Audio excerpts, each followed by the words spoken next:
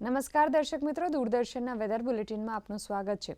ગુજરાતમાં હાલ ગરમીનું જોર વધી રહ્યું છે અને ઠંડીનું પ્રમાણ લગભગ નહિવત અનુભવાઈ રહ્યું છે।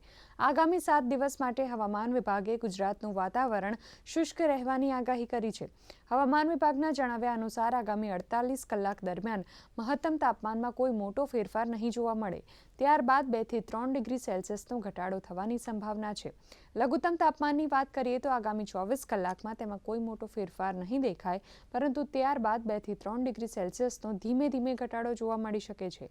26 અને 27 ફેબ્રુઆરી સુધી દક્ષિણ ગુજરાત અને સૌરાષ્ટ્ર કચ્છના દરિયાકાંઠા વિસ્તારોમાં ગરમ અને ભેજવાળી હવા ફૂંકાઈ શકે છે। દ્વારકા, ગીર સોમનાથ, જામનગર, મોરબી, પોરબંદર, ભાવનગર, નવસારી, સુરત, ભરૂચ, વડોદરા, આણંદ અને અમદાવાદમાં ગરમ અને ભેજવાળા પવનો ફૂંકાવાની આગાહી છે। ગત 24 કલાકમાં મહુવા, પોરબંદર અને દીવમાં સૌથી ઓછું લઘુત્તમ તાપમાન 17 ડિગ્રી નોંધાયું છે, જ્યારે 38 ડિગ્રી મહત્તમ તાપમાન સાથે સુરત રાજ્યમાં મોખરે રહ્યું।